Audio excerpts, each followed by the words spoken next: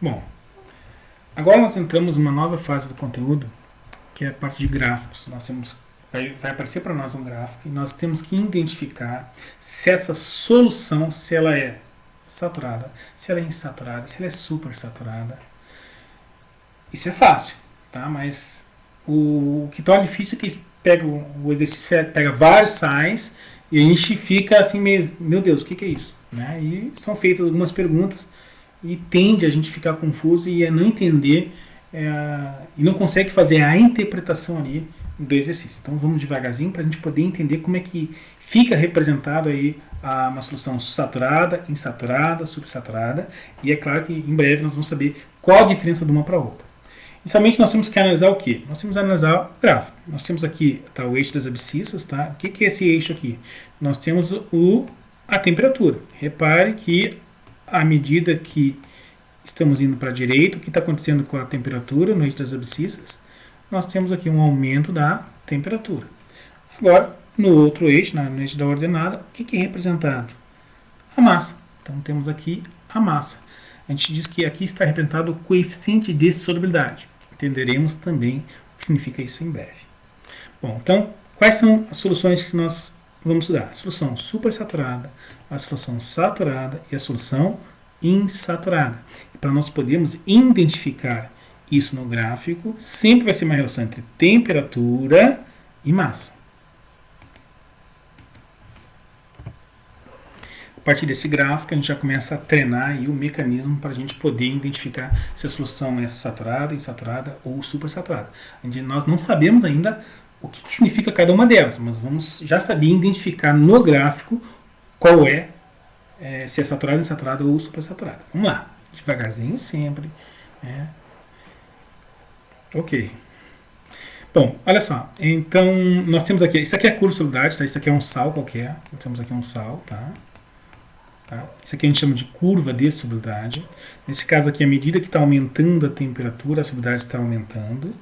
Ok? Isso aqui é a massa dessa substância. Está aqui, ó. A massa da substância em relação à solubilidade em função da temperatura. Ok. Bom, aí nós temos que saber. Vai vir um exercício lá. A 20 graus Celsius, né?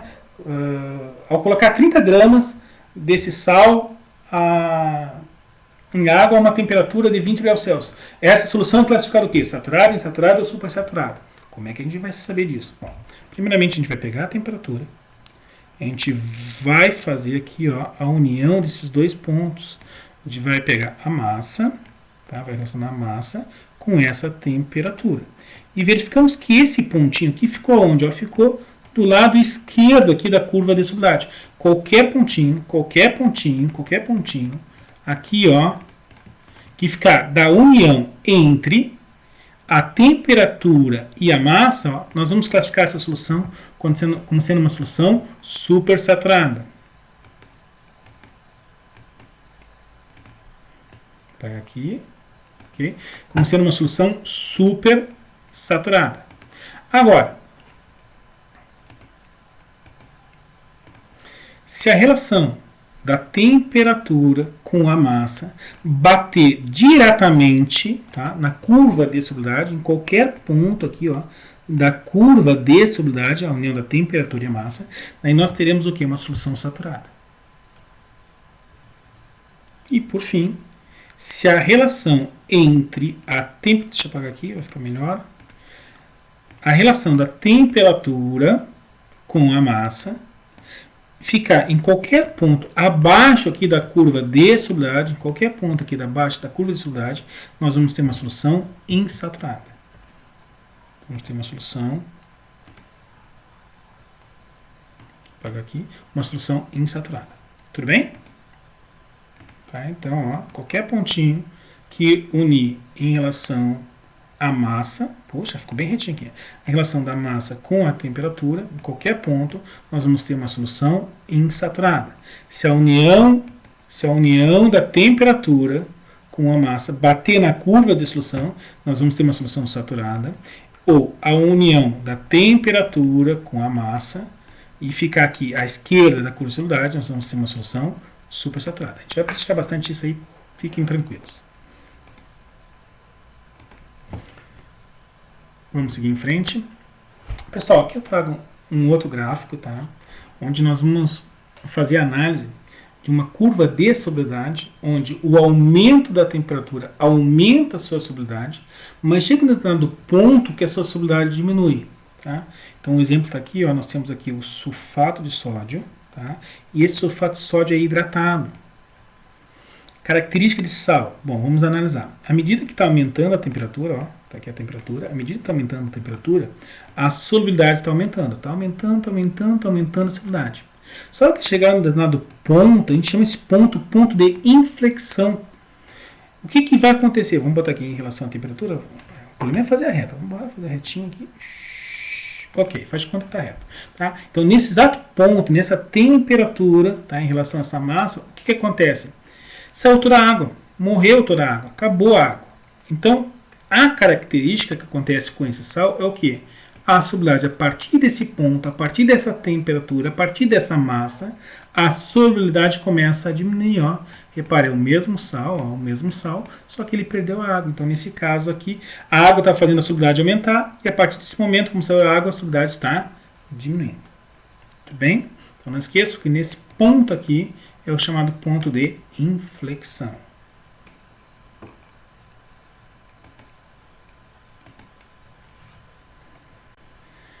Ok, dando sequência à nossa aula, vamos falar agora sobre curvas de solubilidade. O que nós temos que saber sobre curvas de solubilidade? Bom, existe a curva endotérmica, a curva exotérmica e a curva que não vai influenciar, não vai se influenciar pelo aumento ou diminuição da temperatura, ela vai permanecer constante. Vamos tentar entender. Primeiro tipo, então vamos marcar aqui a canetinha.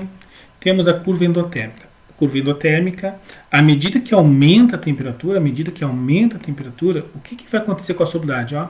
A solubilidade aumenta, Por exemplo, temos aqui um nitrato de potássio. Aumentou a temperatura. O que aconteceu com a solubilidade de nitrato de potássio? Aumentou. Então a gente classifica essa curva como endotérmica.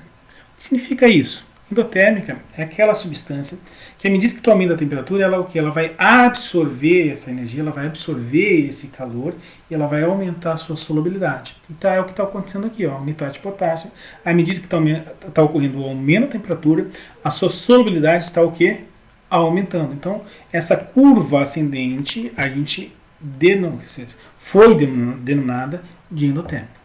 Agora, o contrário, temos, por exemplo, aqui o hidróxido de cálcio, que é uma substância que, à medida que ocorre o aumento da temperatura, ó, a solubilidade diminui. Então, temos aqui uma curva exotérmica, que é o contrário. À medida que aumenta a temperatura, a sua solubilidade diminui. Agora, todas as substâncias vão aumentar a sua solubilidade ou todas as substâncias vão diminuir sua solubilidade com a temperatura? A resposta é não. Algumas substâncias, tá? À medida que aumenta a temperatura, a sua solubilidade permanece constante. O exemplo é o nosso cloreto de sódio. Tudo bem? Então, resumindo, a curva ascendente nós temos o gráfico endotérmico, curva descendente nós temos aqui, tá, a representação da curva exotérmica. Ok, vamos dar sequência. Bom, trazendo um pouquinho mais assim da prática, né, da interpretação de gráfico real. Então, o que acontece com a solubilidade do oxigênio na água quando o clima aumenta, ou seja, quando aumenta-se a temperatura, né? O que vai acontecer com os peixes se aumentar muito a temperatura da água? Lembrando que peixe precisa, embora que esteja na água, ele precisa de oxigênio, por favor. Ok, então tá. Então, à medida que aumenta-se a temperatura, ó, temos aqui, ó, a temperatura de novo é a mesma coisa, está aqui no nosso gráfico, está aqui no nosso gráfico. É uma relação entre temperatura e a massa, no caso aqui a massa está em miligrama por litro, tá? A temperatura está em Celsius. Então o que acontece? Nós temos aqui uma curva descendente, ó, significa que à medida que está aumentando a temperatura, o que está acontecendo com a solubilidade do oxigênio? Está diminuindo. Como é que a gente faz essa análise? Olha só, temos aqui 15, tá? 15 graus Celsius, aí nós unimos o ponto em relação à massa e verificamos o que? Ó, a sua solubilidade. Então, vamos verificar o aumento da temperatura. O que acontece com a quantidade de oxigênio? Ó? Repare que a quantidade de oxigênio está o quê? Diminuindo. Aumentou a temperatura, aumentou mais 5 graus Celsius e a solubilidade está diminuindo. Então, a temperatura em relação ao oxigênio na água, à medida que aumenta a temperatura, a solubilidade diminui. Né? Então, isso não é bom para quem? Para os peixes. Tá? À medida que aumenta a temperatura, diminui a quantidade de oxigênio, e aí nós temos aí uma diminuição e a morte de peixes. Ok, então coloquei à disposição de vocês um gráfico aí real, né, que fica mais visível para a gente poder visualizar. Mas como cai na prova para a gente? Né? Cai assim. Vem um gráfico com muitos sais. Né? Então vamos lá.